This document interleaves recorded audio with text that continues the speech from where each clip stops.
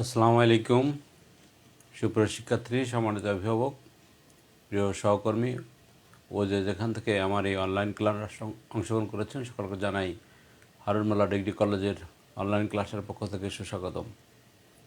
আমি মোহাম্মদ আবদুল্লাল মামুন, সহকারী অধ্যাপক, অর্থনীতি বিভাগ, হারুন মোল্লা ডিগ্রি কলেজ। প্রিয় শিক্ষার্থী, তোমরা কেমন আছো? আশা করি আল্লাহর অশেষ রহমতে ভালো আছো এবং স্বাস্থ্যবিধি মেনে বাসায় অবস্থান করছো এবং হারুন মোল্লা কলেজ কর্তৃক নিয়মিত আয়োজন অনলাইন ক্লাসে তোমরা অংশগ্রহণ করে তোমার পড়াশোনা চালু রাখছো। 2021 সালের এইচএসসি পরীক্ষার্থীদের যে শর্ট সিলেবাসটা আছে, আজকে আমি সেই বিষয়ের উপর আলোচনা করে আমরা আমাদের মূল বিষয়ের উপরে যাব। তোমরা খাতা কলম নিয়ে রেডি হও এবং ওই বিষয়গুলো একটু লিখে নাও যে যারা এবার 2021 সালের পরীক্ষা দিবে তাদের যে শর্ট সিলেবাসটা দেয়া আছে। তাহলে আজকের পাঠে আমরা আলোচনা করব হলো শ্রেণী দ্বাদশ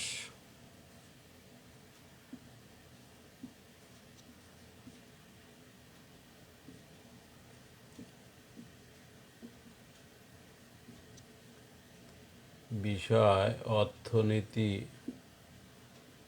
দ্বিতীয় পত্র নিয়ে আজকে আলোচনা করব।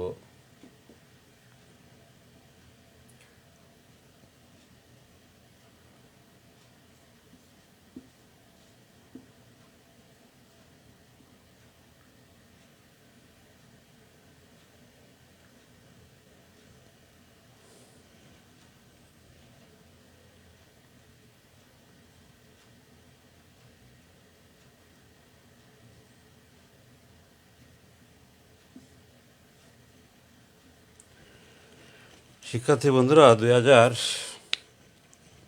কোভিড-19 পরিস্থিতির কারণে 2021 সালে যারা এইচএসসি পরীক্ষার্থীরা আছো তাদের বোর্ড কর্তৃক যে সংক্ষিপ্ত সিলেবাস দেওয়া আছে সেই সিলেবাসগুলো একটু লিখে নাও।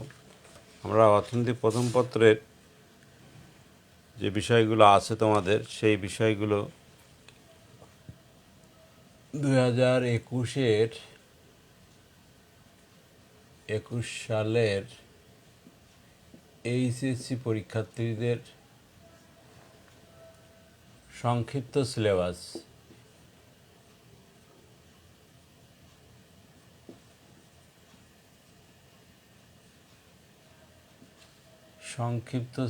তাহলে প্রথম হলো আমরা অর্থনীতি প্রথম পত্র। অনেকে তোমরা হয়তো সংগ্রহ করেছো, তারপরও আমি অর্থনীতি প্রথম পত্র, তাহলে এখানে কি কি বিধায় প্রথম পত্র দেখো অধ্যায় আছে কি, 1 নাম্বার দিয়ে দিয়েছিল দ্বিতীয়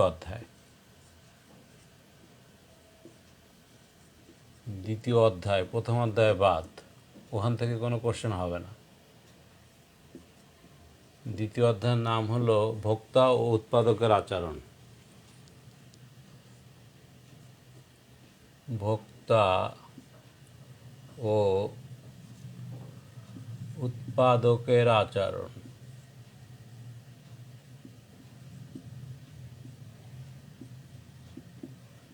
এটা হচ্ছে তোমাদের একটা অধ্যায়। তারপরে তৃতীয়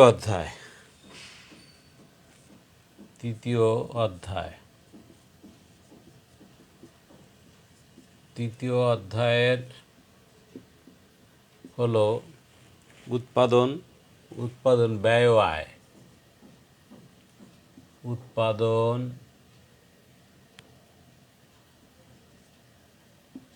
উৎপাদন ব্যয়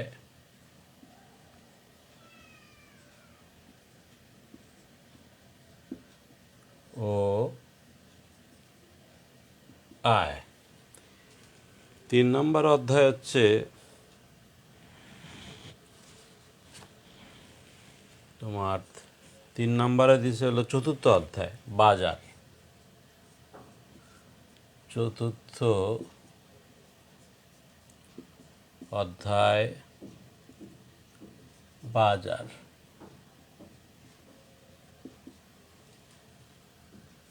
4 নম্বরে দিয়েছে হলো দশম অধ্যায়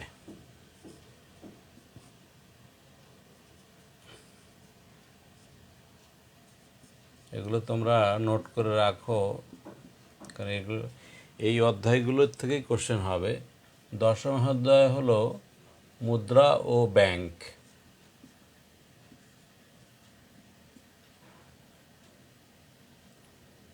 ক্লিয়ার শিক্ষার্থী বন্ধুরা?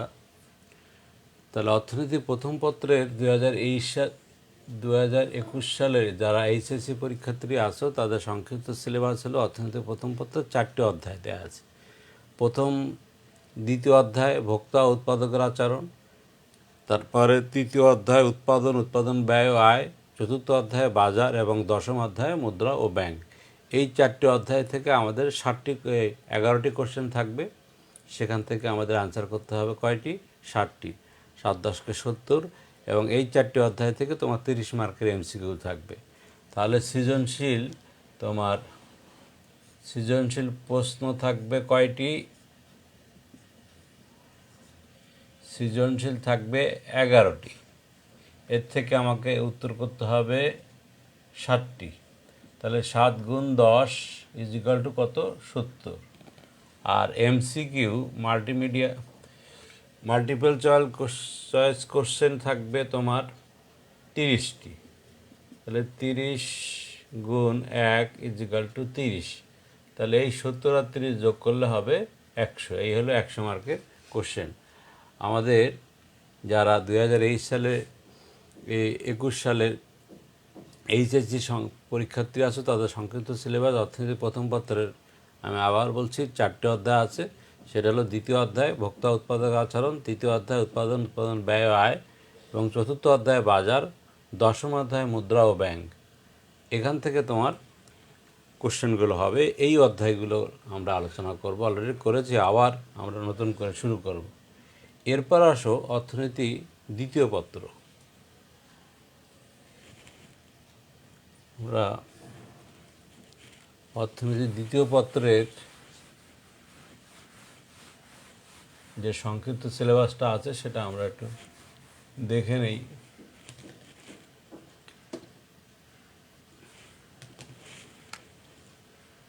যে অর্থনীতি দ্বিতীয় পত্রের সংক্ষিপ্ত সিলেবাস কী বিষয়গুলো আমাদের দেয়া আছে তোমরা একটু নোট করে নাও, এবং এই আলোকেই আমরা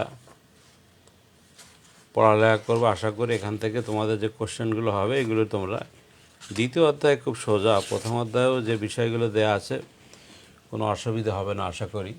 তাহলে দ্বিতীয় পত্রের সংক্ষিপ্ত সিলেবাসের 1 নম্বর আছে দ্বিতীয় অধ্যায়। দ্বিতীয় অধ্যায় দেখো, এগুলো রিডিং পড়লেই হয়ে যায়। দ্বিতীয় অধ্যায় হলো বাংলাদেশের কৃষি, সোজা একটা বিষয়, বাংলাদেশের কৃষি। তারপরে 2 নম্বর দিচ্ছে তৃতীয় অধ্যায়। তৃতীয় অধ্যায় হলো বাংলাদেশের শিল্প।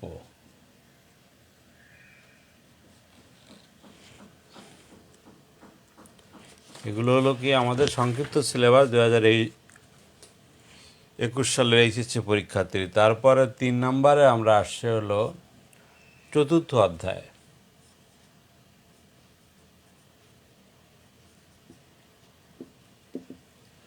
জনসংখ্যা, মানব সম্পদ ও আত্মকর্মসংস্থান। এসব অধ্যায় আমরা শেষ করে ফেলেছি। জনসংখ্যা, মানব সম্পদ এবং আত্মকর্মসংস্থান।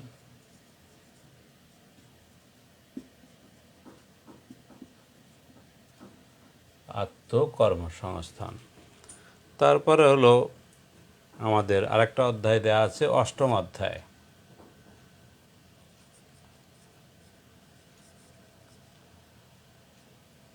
অষ্টম অধ্যায় হলো আন্তর্জাতিক বাণিজ্য।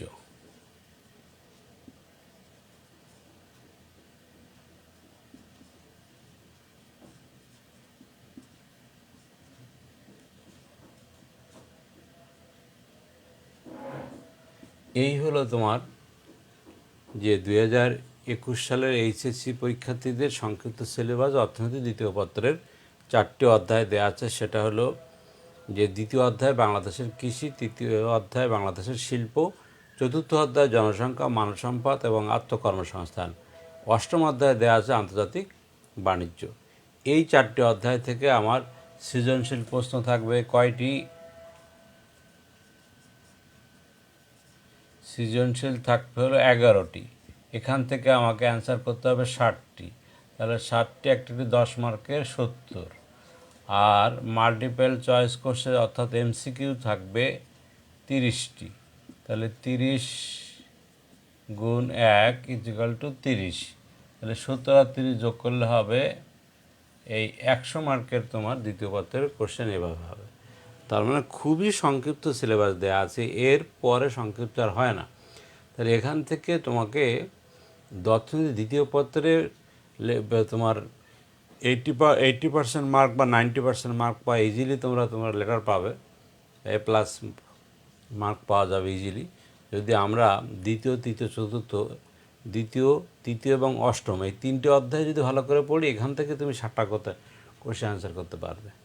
এবং জনসংখ্যারও বিষয়গুলো এখানেও কিন্তু খুব সোজা অধ্যায়গুলো ওরা দিয়ে দিছে, সুতরাং এইগুলো পড়লে হয়ে যাবে।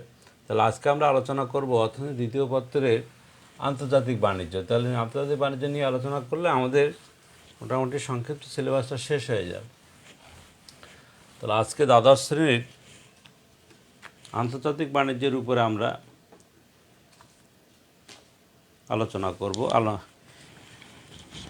এখন তাহলে আমরা অর্থনীতি দ্বিতীয়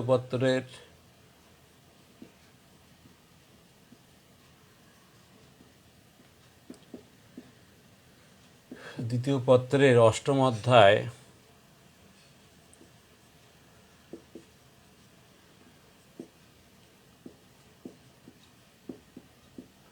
আন্তর্জাতিক বাণিজ্য।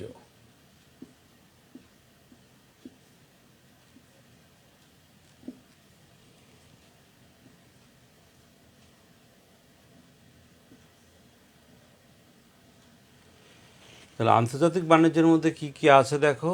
আমরা প্রথম জানবো হলো আন্তর্জাতিক বাণিজ্য কি। তোমরা অলরেডি জানো, ক্লাসে আমরা আলোচনা করেছি আন্তর্জাতিক বাণিজ্য কি। তারপর হলো আভ্যন্তরীণ বাণিজ্য কি।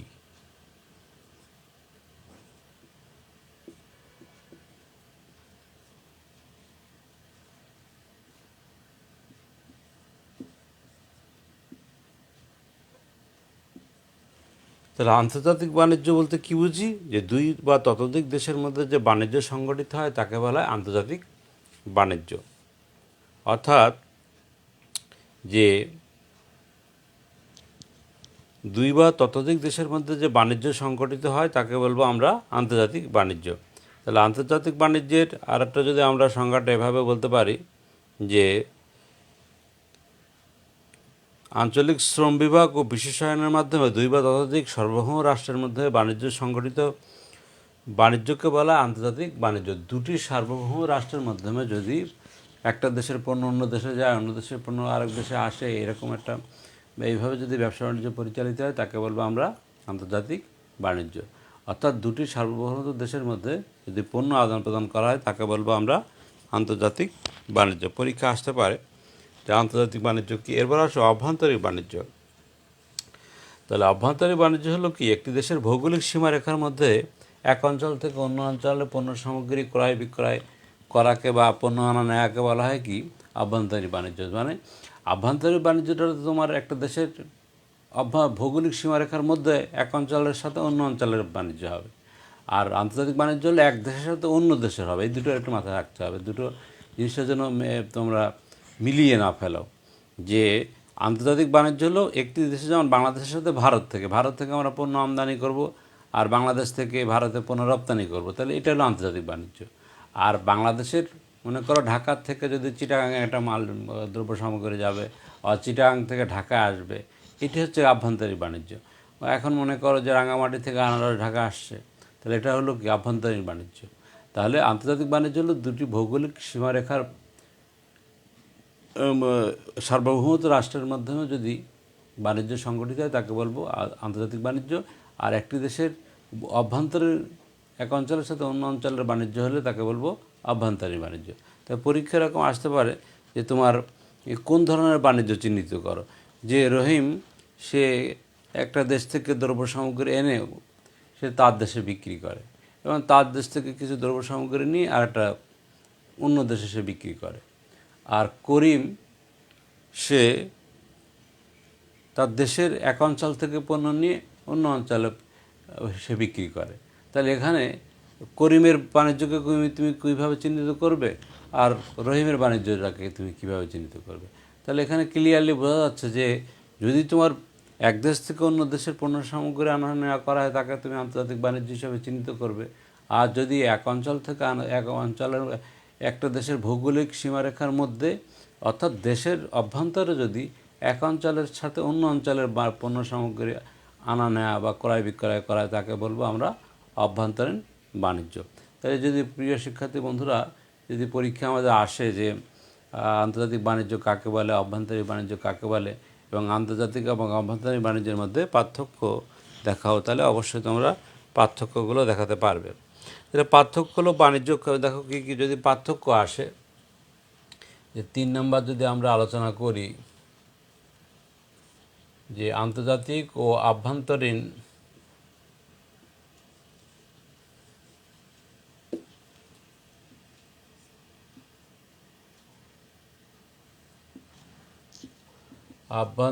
বাণিজ্যের মধ্যে পার্থক্য দেখাও।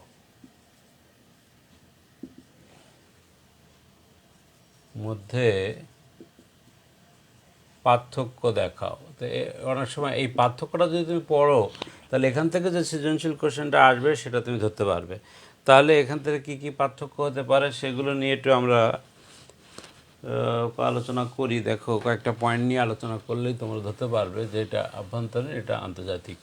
তাহলে এরকম পয়েন্ট আকারে দ্বিতীয় পত্র, অর্থনীতি দ্বিতীয় পত্র অবশ্যই পয়েন্ট আকারে লিখব। যে 1 নম্বর হলো যে বাণিজ্যের ক্ষেত্র,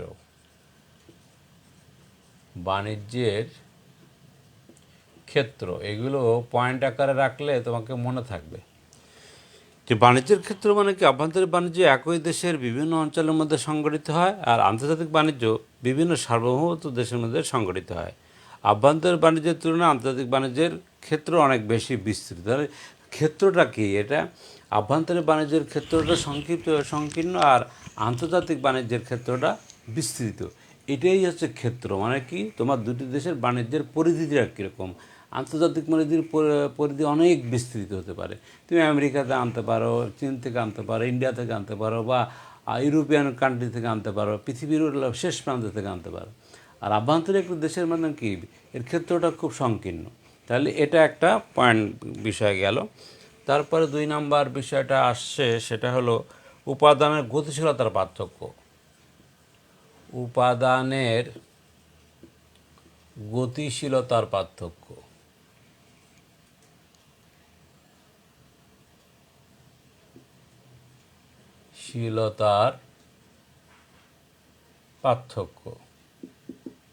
তাহলে উপাদানের গতিশীলতা, আভ্যন্তরীণ বাণিজ্যের ক্ষেত্রে উপাদানের গতিশীলতা এক অঞ্চলের মধ্যে অবাধে চলাচল করতে পারে আর আন্তর্জাতিক বাণিজ্যের ক্ষেত্রে উৎপাদন গতিশীল বিভিন্ন দেশে অবাধে চলাচল করতে পারে না। তাহলে আভ্যন্তরীণ বাণিজ্যের ক্ষেত্রে উপাদানের গতিশীলতা বেশি, কিন্তু আন্তর্জাতিক বাণিজ্যের ক্ষেত্রে উপাদানের গতিশীলতা কম। এইটুকু মনে রাখলে হয়ে গেল। তারপর হলো 3 নম্বর যে পয়েন্টটা আছে, প্রাকৃতিক সম্পদের পার্থক্য। প্রাকৃতিক সম্পদের পার্থক্য। প্রাকৃতিক সম্পদের পার্থক্য বিষয়টা দেখো। তাহলে একটি দেশের আভ্যন্তরীণ প্রাকৃতিক সম্পদের মধ্যে তেমন বৈশিষ্ট্য নেই, কিন্তু বিভিন্ন দেশের প্রাকৃতিক সম্পদের মধ্যে পার্থক্য আছে। তার মানে আভ্যন্তরীণ বাণিজ্যের ক্ষেত্রে প্রাকৃতিক সম্পদের তেমন কোনো পার্থক্য নেই, কিন্তু আন্তর্জাতিক বাণিজ্যের ক্ষেত্রে প্রাকৃতিক সম্পদের পার্থক্য আছে। তাহলে মুদ্রা ও ব্যাংক ব্যবস্থা, এটা বোঝাই যাচ্ছে পার্থক্যটা বিষয়টা কি। মুদ্রা ও ব্যাংক ব্যবস্থা, ব্যাংক ব্যবস্থাগত পার্থক্য এবার যদি তোমরা লেখো, তাহলে আভ্যন্তরীণ বাণিজ্যের ক্ষেত্রে মুদ্রা ব্যাংকের মধ্যে তেমন কোনো পার্থক্য নেই, একই মুদ্রা বিভিন্ন ব্যাংকগুলো আছে। কিন্তু আন্তর্জাতিক বাণিজ্যের ক্ষেত্রে কিন্তু মুদ্রা আলাদা এবং ব্যাংক ব্যবস্থাও আলাদা। এই বিষয়টাও তোমার পার্থক্য আকারে লিখবা। তারপরে বাণিজ্য নীতির পার্থক্য। বাণিজ্য নীতির পার্থক্য। এই পার্থক্য যদি ভালো করে পড়ি আমরা, তাহলে কিন্তু এখান থেকে সৃজনশীল কোশ্চেন আমরা অ্যান্সার করতে পারবো। তাহলে একটি দেশে আভ্যন্তরীণ অভিন্ন বাণিজ্য নীতি অনুসরণ করা, এখানে কিন্তু কোনো আভ্যন্তরীণ বাণিজ্যের ক্ষেত্রে কোনো বাণিজ্য নীতি অভিন্ন মানে ভিন্ন হবে না, কিন্তু আন্তর্জাতিক বাণিজ্যের ক্ষেত্রে বাণিজ্য নীতি এক এক দেশের জন্য এক এক রকম। যেমন ইন্ডিয়ার সাথে বাংলাদেশের বাণিজ্য নীতি একরকম, চায়নার সাথে বাংলাদেশের বাণিজ্য নীতি একরকম, এই তারপরে আমেরিকার সাথে একরকম, বিভিন্ন দেশের সাথে বিভিন্ন রকম বাণিজ্য নীতি থাকে, কিন্তু আর আভ্যন্তরীণ ক্ষেত্রে বাণিজ্য নীতি অভিন্ন থাকে, ভিন্ন হয় না, একই রকম নিয়মকানুন চলে দেশের ভিতরে। তারপরে 6 নম্বর যে পয়েন্টটা আছে সেটা হলো বাজারের পার্থক্য। বাজারের পার্থক্য, বাজারের পার্থক্য হলো একটি দেশের আভ্যন্তরে বিভিন্ন অঞ্চলের মধ্যে মানুষের রুচি, পছন্দ, অভ্যাস প্রভৃতির মধ্যে মৌলিক কোনো পার্থক্য থাকে না। তাহলে একটা দেশের অভ্যন্তরে রুচি অভ্যাসের কোনো পার্থক্য থাকে না, কিন্তু আন্তর্জাতিক বাণিজ্যের ক্ষেত্রে কিন্তু রুচি অভ্যাসের পার্থক্য থাকে। যেমন ইন্ডিয়ার মানুষের রুচি অভ্যাস একরকম, বাংলাদেশের মানুষের রুচি অভ্যাস একরকম, সেরকম চিন্তাভাবনা করে কিন্তু তোমার প্রোডাক্টগুলো তৈরি করতে হয় বা রপ্তানি করতে হয়। যেমন আমাদের দেশে যেসব গার্মেন্টস শিল্পগুলো আছে, দেখবা যে গার্মেন্টস শিল্পগুলো গতানুগতিক কোনো দ্রব্য সামগ্রী কিন্তু তারা তৈরি করে না, তারা তৈরি করে আন্তর্জাতিক বাণিজ্যের ক্ষেত্রে ইউরোপ কান্ট্রিতে কোন দেশে যাবে সেই দেশের কী প্রোডাক্টের চাহিদা আছে, তার মানে তাদের উচিত কোনো জায়গায় সোয়েটারের চাহিদা আছে, কোনো জায়গায় জ্যাকেটের চাহিদা আছে, কোনো জায়গায় শার্টের চাহিদা আছে, কোনো জায়গায় জিন্সের চাহিদা আছে, এরকম বিভিন্ন রকম দেশের রুচি পার্থক্যের আলোকে আন্তর্জাতিক বাণিজ্যের পণ্য উৎপাদিত হয়। কিন্তু আভ্যন্তরীণ বাণিজ্যের ক্ষেত্রে দেখা যাচ্ছে কি যে একই রকম থাকে সাধারণত একটা দেশের মধ্যে, এটা একটা পার্থক্যের বিষয় গেল।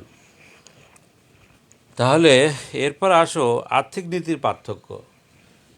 আর্থিক নীতির পার্থক্য, এটাও একটা পার্থক্যর বিষয় আছে। আর্থিক নীতি, যে তোমার বিভিন্ন দেশের আর্থিক নীতি, কর নীতি, শুল্ক নীতি ইত্যাদির মধ্যে পার্থক্য আছে। বিভিন্ন দেশের কেন্দ্রীয় ব্যাংক নিজস্ব দেশের উপযোগী আর্থিক নীতি অনুসরণ করে। আভ্যন্তরীণ বাণিজ্যের ক্ষেত্রে একই আর্থিক নীতির আওতায় পরিচালিত হয়, কিন্তু আন্তর্জাতিক বাণিজ্যের ক্ষেত্রে আর্থিক নীতি ভিন্ন হয়। তার মানে আভ্যন্তরীণ বাণিজ্যের ক্ষেত্রে আর্থিক নীতি একই হয়, কিন্তু আভ্যন্তরীণ বা আন্তর্জাতিক বাণিজ্যের ক্ষেত্রে কী হয়, ভিন্ন হয়। তারপরে পার্থক্য আরেকটা আছে, দেখো উৎপাদন ব্যবস্থার পার্থক্য। উৎপাদন ব্যবস্থার পার্থক্য, বিভিন্ন দেশের উৎপাদন সংগঠন, অর্থনৈতিক ব্যবস্থা একই রকম নয়। উৎপাদন কলাকৌশল এক এক দেশে এক এক রকম, ফলে বিভিন্ন দেশের মধ্যে একই ধরনের দ্রব্য উৎপাদনের ব্যয়ের মধ্যে পার্থক্য পরিলক্ষিত হয়। এই জন্য অভ্যন্তরীণ বাণিজ্য থেকে আন্তর্জাতিক বাণিজ্যের পার্থক্য হয়ে পড়ে। তাহলে উৎপাদন ব্যবস্থার পার্থক্য কিন্তু ভিন্ন হয়, এক দেশের উৎপাদন ব্যবস্থা একরকম, আরেক দেশের উৎপাদন ব্যবস্থা আরেক রকম। তাহলে আন্তর্জাতিক বাণিজ্যের ক্ষেত্রে উৎপাদন ব্যবস্থার পার্থক্য ভিন্ন হয়, কিন্তু অভ্যন্তরীণ বাণিজ্যের ক্ষেত্রে পার্থক্য তেমন কিন্তু পরিলক্ষিত হয় না। এটা একটা তোমার পয়েন্ট গেল। এরপর আসো পরিবহন ব্যয়ের পার্থক্য। অবশ্যই পার্থক্য আছে পরিবহন ব্যয়ের, এটা তোমরা বুঝতে পারছো। পরিবহন ব্যয়ের পার্থক্য, তাহলে পরিবহন ব্যয়টা হলো কি, যে একটা দেশের আভ্যন্তরীণ পরিবহন খরচটা অনেকটা কম হয়, কিন্তু আন্তর্জাতিক বাণিজ্যের ক্ষেত্রে পরিবহন এর খরচ, ব্যয়ের খরচটা কিন্তু অনেক বেশি হয়, এটাও কিন্তু একটা মাথায় রাখতে হবে, এটাও একটা পার্থক্য। 10 নম্বর হলো লেনদেনের ভারসাম্য। লেনদেনের ভারসাম্য, আভ্যন্তরীণ বাণিজ্যের ক্ষেত্রে লেনদেনের ভারসাম্য কোনো সমস্যা নয়, কিন্তু আন্তর্জাতিক বাণিজ্যের ক্ষেত্রে লেনদেনের ভারসাম্য পরিলক্ষিত হয়। আন্তর্জাতিক বাণিজ্যের ক্ষেত্রে লেনদেনের ভারসাম্য অনুকূল রাখার জন্য মুদ্রা অবমূল্যায়ন করা হয়, মুদ্রা সংকোচন করা, আমদানির নিয়ন্ত্রণ প্রভৃতি ব্যবস্থা। মুদ্রা অবমূল্যায়ন মানে কি জানো, আমাদের দেশের টাকার মানকে কমিয়ে দেয়া, অর্থাৎ কি যে তোমার টাকার টাকার এটাকে বলে মুদ্রা অবমূল্যায়ন। আন্তর্জাতিক বাণিজ্যের ক্ষেত্রে কোনো কোনো সময় তোমার ডলারের দাম বেড়ে যায়, তখন বাংলাদেশের টাকার দাম কমে যায়, আবার ডলারের দাম যখন কমে যায় তখন বাংলাদেশের টাকার দাম বেড়ে যায়। এগুলোতে বাংলাদেশ ব্যাংক অনেক সময় এই নীতি অবলম্বন করে, রপ্তানি আমদানি এগুলো বৃদ্ধি বা হ্রাস করার জন্য এই নীতি অবলম্বন করে থাকে। এটা আন্তর্জাতিক বাণিজ্যের ক্ষেত্রে আমরা পরিলক্ষিত হয়ে বিষয়টি দেখি আমরা। এরপর আসে 11 নম্বর, যে পৃথক জাতীয় সরকার। এটা কিন্তু একটা পার্থক্য, এক এক দেশের সরকার এক এক রকম। পৃথক জাতীয় সরকার। তার মানে আভ্যন্তর আন্তর্জাতিক বাণিজ্যের ক্ষেত্রে অন্যতম দিক হলো পৃথক জাতীয় সরকার অস্তিত্ব। প্রত্যেক দেশের পৃথক পৃথক জাতীয় সরকার রয়েছে। প্রত্যেক দেশের সরকার আন্তর্জাতিক বাণিজ্যের ক্ষেত্রে পৃথক স্বাধীন নীতি অনুসরণ করে। এর ফলে আন্তর্জাতিক বাণিজ্যের ক্ষেত্রে এমন কিছু সমস্যার উদ্ভব হয় যা আভ্যন্তরীণ বাণিজ্যের ক্ষেত্রে থাকে না। এই জন্য আন্তর্জাতিক বাণিজ্যের ক্ষেত্রে পৃথক তথ্যের প্রয়োজন হয়। তাহলে আন্তর্জাতিক বাণিজ্যের ক্ষেত্রে পৃথক তথ্য, এই দুটি শব্দ কারণ হলো জাতীয় সরকার। তাহলে এখানে আমরা বোঝা যাচ্ছে যে এক এক দেশের সরকার কিন্তু এক এক রকম। এটা আন্তর্জাতিক বাণিজ্যের ক্ষেত্রে একটা একটা পার্থক্য। কিন্তু তোমার অভ্যন্তরের ক্ষেত্রে কিন্তু তাদের সরকার পরিবর্তন হলে অভ্যন্তরীণ বাণিজ্যে তেমন কোনো পরিবর্তন হয় না। কিন্তু সরকার চেঞ্জ হয়ে গেলে কিন্তু বাণিজ্য বা বৈদেশিক নীতি বা আন্তর্জাতিক নীতিমালাগুলো কিন্তু চেঞ্জ হয়ে যায়, পররাষ্ট্র নীতিমালাগুলো কিন্তু চেঞ্জ হয়ে যায়। তাহলে এই বিষয়গুলো আমাদের খেয়াল রাখতে হবে। তাহলে আজকে আমরা আলোচনা করলাম কি, যে আন্তর্জাতিক বাণিজ্য কাকে বলে, আভ্যন্তরীণ বাণিজ্য কাকে বলে, এবং এই দুটি বাণিজ্যের মধ্যে পার্থক্য। তুমি যদি এই পার্থক্যগুলো মাথায় রাখো তাহলে পরীক্ষায় যে সৃজনশীল কোশ্চেন আসবে তোমাকে বাণিজ্য চিহ্নিত করতে বলবে, যে ঢাকা থেকে চট্টগ্রামে আনারস, চট্টগ্রাম থেকে ঢাকায় আনারস নেওয়াকে তুমি কোন বাণিজ্যের আওতায় আনবে, এবং বাংলাদেশ থেকে ইন্ডিয়ায় ওষুধ রপ্তানি করাকে তুমি কোন বাণিজ্যের আওতায় আনবে, চিহ্নিত করো। অথবা সেই বাণিজ্যের কয়েকটি বৈশিষ্ট্য লেখো এবং বাংলাদেশের বাণিজ্যের সম্প্রসারণে তোমার মতামত ব্যক্ত করো। এইভাবে পয়েন্ট, এভাবে তোমার প্রশ্ন আসবে এবং তুমি প্রশ্ন পড়ে ইজিলি ধরতে পারবে যে এটা হলো আভ্যন্তরীণ বাণিজ্য আর এটা হলো আন্তর্জাতিক বাণিজ্য। এখন দেখো আন্তর্জাতিক বাণিজ্যের গুরুত্বটা কী, এটা আমরা একটু পড়ে ফেলে আজকে। আন্তর্জাতিক বাণিজ্যের গুরুত্ব কিন্তু অনেক বেশি। তাহলে আন্তর্জাতিক বাণিজ্যের গুরুত্বটা একটু দেখি, আমরা কয়েকটা পয়েন্ট নিয়ে কথা বলি। আন্তর্জাতিক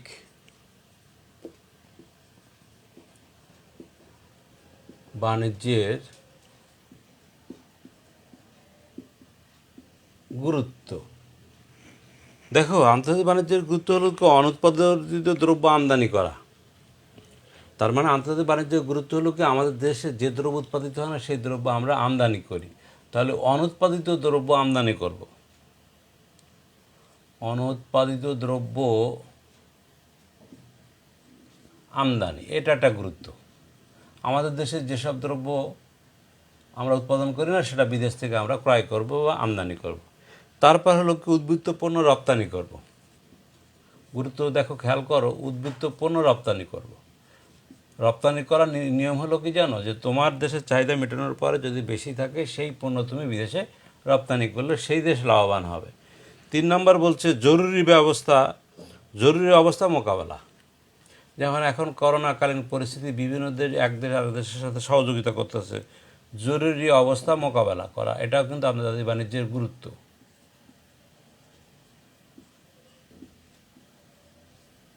মোকাবেলা করা, তাহলে আন্তর্জাতিক বাণিজ্য যদি থাকে তাহলে আমরা জরুরি পরিস্থিতি এক দেশ আরেক দেশের সহযোগিতা করতে পারে। তারপরে হলো অত্যাবশ্যকীয় ভোগ্যপণ্য আমদানি করতে পারি। আমরা যেসব দ্রব্য সামগ্রী খুবই প্রয়োজন সেগুলো আমরা বিদেশ থেকে আমদানি করি। যেমন আমাদের নিত্য প্রয়োজনীয় দ্রব্য আমরা ভারত বা মায়ানমার, চীন থেকে আমদানি করি। তারপরে কারিগরি প্রযুক্তিগত জ্ঞান, এক দেশ আরেক দেশের সাথে কারিগরি প্রযুক্তিগত জ্ঞান তোমার বিনিময় করতে পারে। বাজারের বিস্তৃতি ঘটতে পারে। আন্তর্জাতিক বাণিজ্যের ফলে কি তোমার পণ্যটা সারা বিশ্বে তুমি ছড়িয়ে দিতে পারো, এটার করতে পারো। মূলধনের গতিশীলতা বৃদ্ধি পায়, তারপর উৎপাদন ব্যয় হ্রাস পায়। তারপরে আমাদের দেশে যে দ্রব্য উৎপাদন করতে খরচ বেশি হয় সেই দ্রব্য যদি আমি বিদেশ থেকে আমদানি করি তাহলে কী হবে, আমার উৎপাদন ব্যয়টা কমে যায়। তারপর সম্পদের সুষ্ঠু ব্যবহার করা হয়, স্বল্প মূল্যের দ্রব্য ক্রয় করা যায়, এটা একটা সুবিধা। মনে করো কিছু কিছু প্রোডাক্ট আমাদের দেশে উৎপাদন করলে খরচ বেড়ে যাবে, কিন্তু একই পণ্য যদি আমি বিদেশ থেকে নিয়ে আসি, যদি খরচ কম পড়ে তাহলে সেটা আমি সে দেশ থেকে নিয়ে আসতে পারি, দক্ষতা বৃদ্ধি পায়। যে আন্তর্জাতিক বাণিজ্যের ফলে এক দেশের সাথে আরেক দেশের সাথে যে সম্পর্ক ভালো থাকে তাহলে কী হবে, তাদের দেশ থেকে দক্ষ লোক আমাদের দেশে নিয়ে এসে আমাদের দেশের লোককে প্রশিক্ষণ করে তাকে দক্ষ করে তোলা সম্ভব হয়। তারপরে বলছে কি, আন্তর্জাতিক বাণিজ্যের সহযোগিতা বৃদ্ধি পায়। আন্তর্জাতিক বাণিজ্যের বিভিন্ন দেশের মধ্যে বন্ধুত্ব সহযোগিতা বৃদ্ধি করে। পণ্য সামগ্রীর বিনিময়ের সাথে সাথে বিভিন্ন দেশের মধ্যে সাংস্কৃতিক যোগাযোগ প্রতিষ্ঠিত হয়। এর ফলে বিভিন্ন দেশের মধ্যে সহযোগিতা বৃদ্ধি পায় এবং বন্ধুত্বপূর্ণ সম্পর্ক প্রতিষ্ঠিত হয়। এইসব কারণে বর্তমান বিশ্বায়নের যুগে আন্তর্জাতিক বাণিজ্যের গুরুত্ব দিন দিন বৃদ্ধি পাচ্ছে। তাহলে আন্তর্জাতিক বাণিজ্যের গুরুত্ব কিন্তু অনেক বেশি। এটা পরীক্ষায় আসতে পারে যে তুমি আন্তর্জাতিক বাণিজ্যের কেন এত গুরুত্ব দেবে। কারণ এই পয়েন্টগুলো যদি তোমার মনে থাকে তাহলে অবশ্যই তুমি অ্যান্সার করতে পারবে। তাহলে সুপ্রিয় শিক্ষার্থী বন্ধুরা, যারা এতক্ষণ আমার এই অনলাইন ক্লাসে অংশগ্রহণ করলে সকলকে ধন্যবাদ, এবং আশা করি তোমরা সবাই সুস্থ আছো এবং স্বাস্থ্যবিধি মেনে অবশ্যই বাসায় অবস্থান করছো, এবং তোমাদের পরীক্ষা সন্নিকটে তোমরা ক্লাসগুলো ফলো করো এবং যে সংক্ষিপ্ত সিলেবাস দেওয়া আছে এই আলোকে তোমরা পড়ালেখা চালিয়ে যাও। পরীক্ষা কিন্তু অটো পাসের কোনো সুযোগ নেই, পরীক্ষা হবেই।